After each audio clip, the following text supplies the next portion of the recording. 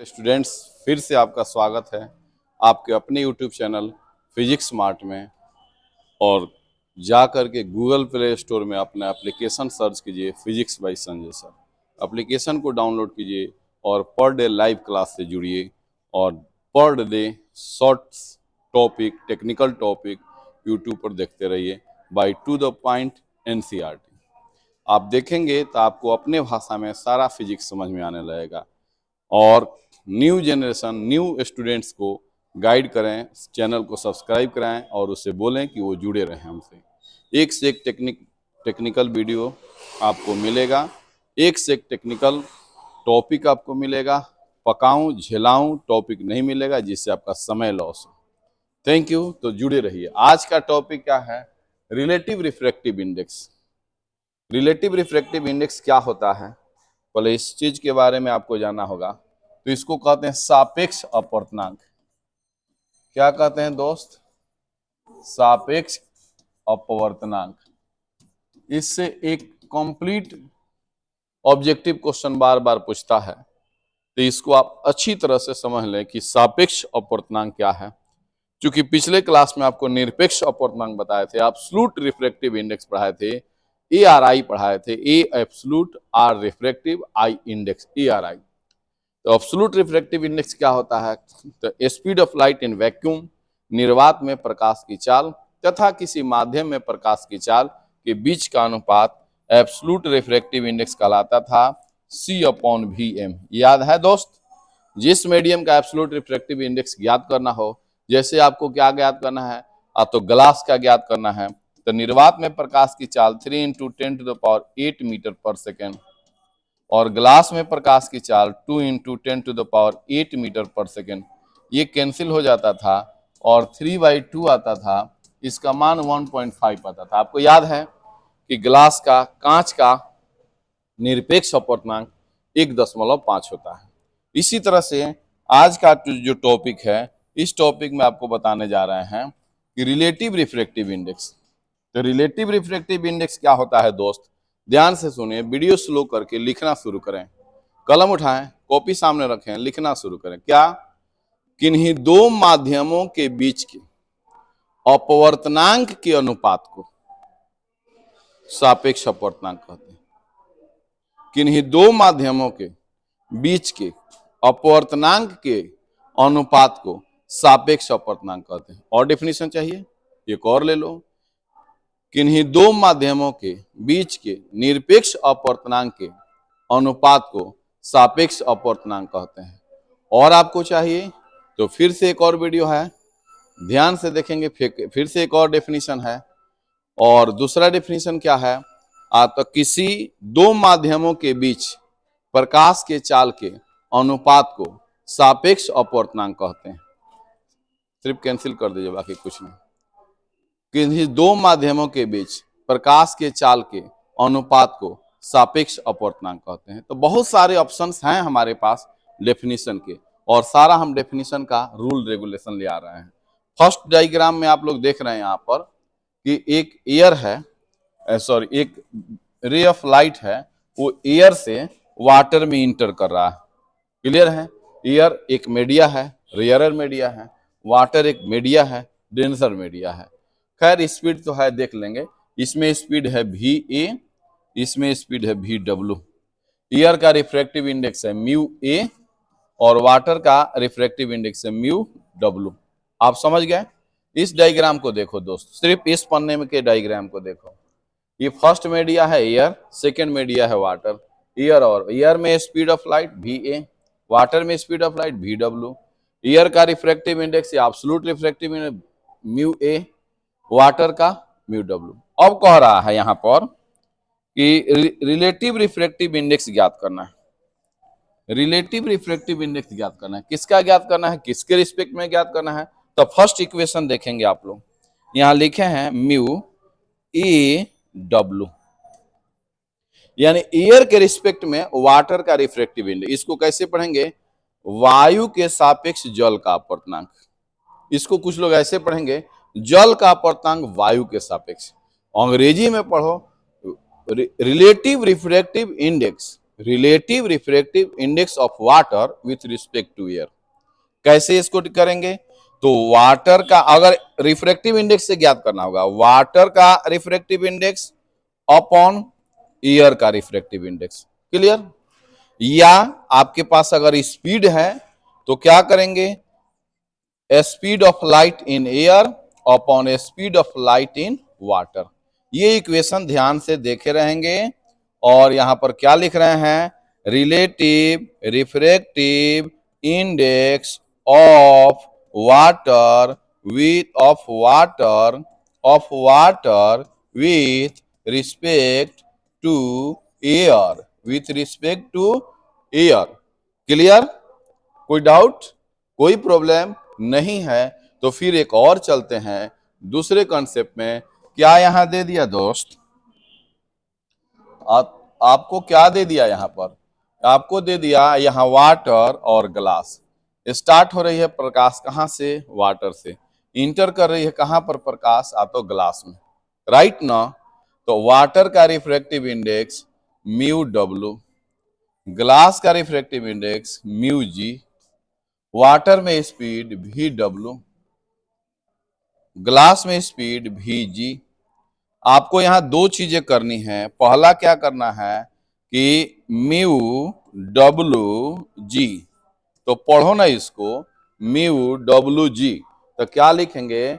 Water के respect में glass का रिफ्रैक्टिव इंडेक्स, वाटर का रिस्पेक्ट में ग्लास का रिफ्रैक्टिव इंडेक्स, तो लिखेंगे वाट ग्लास का रिफ्रैक्टिव इंडेक्स अपॉन वाटर का रिफ्रैक्टिव इंडेक्स, या वाटर में प्रकाश की चाल अपॉन ग्लास में प्रकाश की चाल।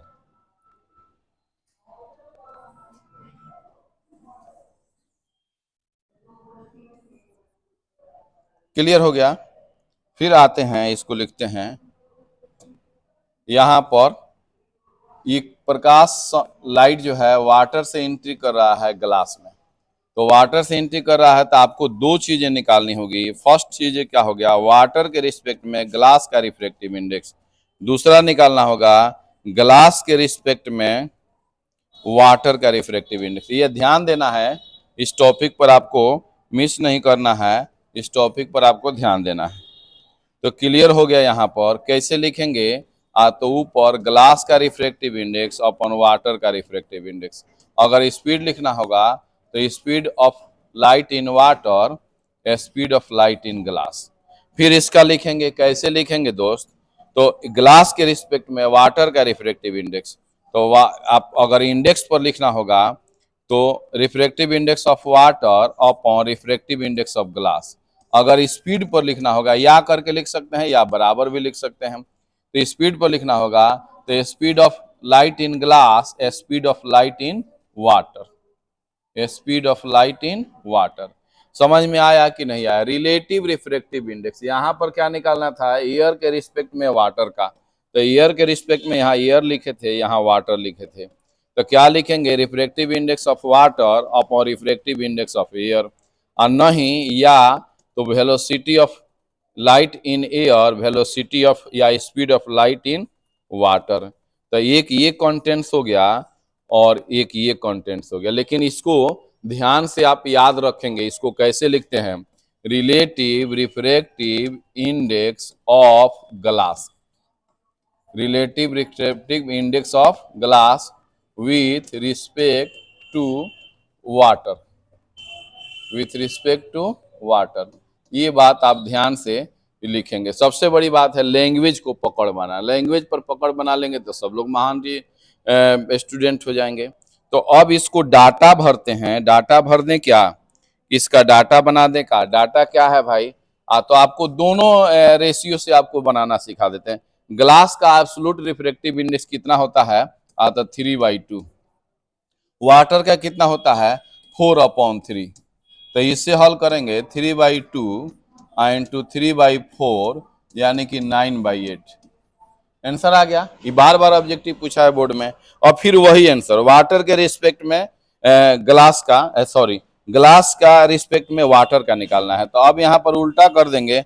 वाटर का रिफ्रैक्टिव इंडेक्स 4/3, ग्लास का रिफ्रैक्टिव इंडेक्स 3/2, तो 4/3 इंटू 2/3, तो ये हो जाएगा 8/9।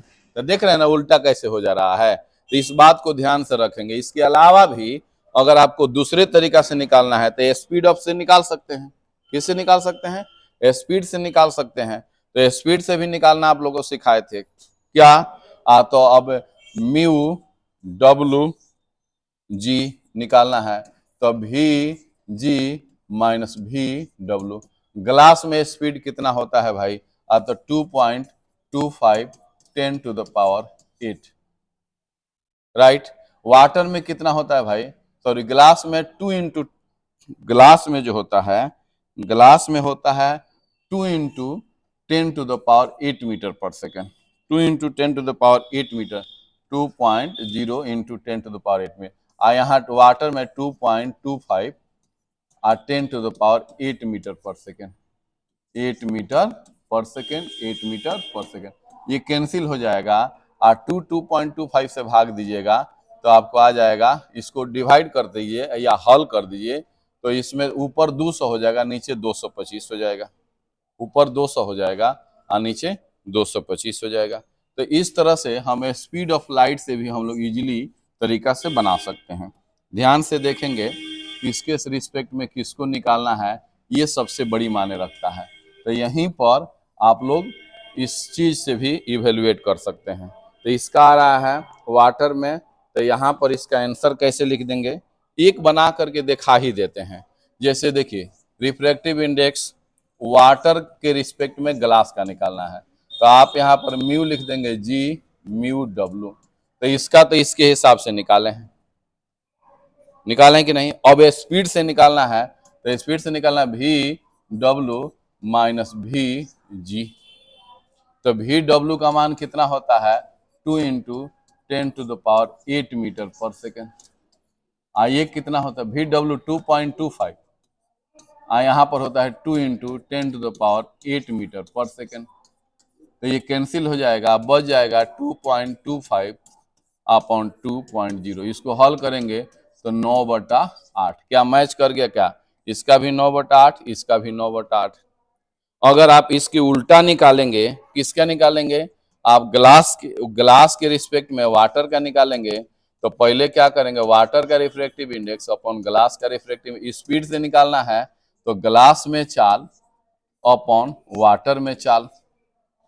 तो ग्लास में चाल इसको उल्टा कर दीजिए, 2 × 10⁸ और 2.25 × 10⁸ मीटर/सेकेंड दोनों में है, मीटर/सेकेंड दोनों में है। इसको कैंसिल कर दीजिए, फिर 2.5 इसका उल्टा आ गया तो इसका हो जाएगा 8/9। तो ये था आपका रिलेटिव रिफ्रैक्टिव इंडेक्स। सबसे ज्यादा बच्चे कंफ्यूज होते हैं लैंग्वेज में, जल के सापेक्ष कांच का, कांच के सापेक्ष जल का। तो घबराना नहीं है, के सापेक्ष जल के सापेक्ष, तो जल ऊपर कांच नीचे, कांच का अपर्तांक अपॉन जल का अपर्तांक, जल में प्रकाश का चाल अपॉन कांच में प्रकाश का चाल।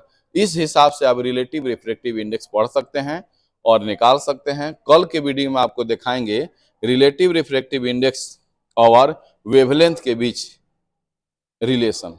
रिलेटिव रिफ्रैक्टिव इंडेक्स या रिफ्रैक्टिव इंडेक्स और वेवलेंथ के बीच रिलेशन दिखाएंगे।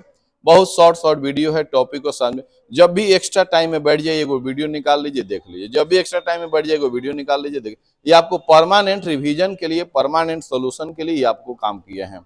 और कंटिन्यूअसली जुड़े रहिए। आप बीच में लापरवाही कर रहे हैं, सारे लोग आईपीएल में भेरे हुए हैं। वो आईपीएल है जो मतलब कि 140 करोड़ आबादी को मूर्ख बनाने वाला काम हो रहा है। वो सब फिक्स वाला काम हो रहा है। आप फिक्स वाला के काम में मत पड़िए, उस सब के सट्टाबाजी वाला काम में मत पड़िए। बार बार कहते हैं कि इस सब के चक्कर में नहीं पड़ना है। आप अपने कैरियर पर फोकस करना है। चिकनी चुपड़ी बात करने वालों के फेर में भी नहीं पड़ना है। वो चिकनी चिकनी बात करके अपना बिजनेस ग्लो कर रहा है, आपके कैरियर पर फोकस नहीं कर रहा है। इसलिए ओनली आप अपने कैरियर पर फोकस करें और जुड़े रहिए। आप अपने favourite teacher physics bye Sanjay sir और आपके अपना चैनल फिजिक्स स्मार्ट और आपका अपना application Google play store physics bye Sanjay sir. Thank you. फिर मिलते हैं कल के वीडियो में। हो गया।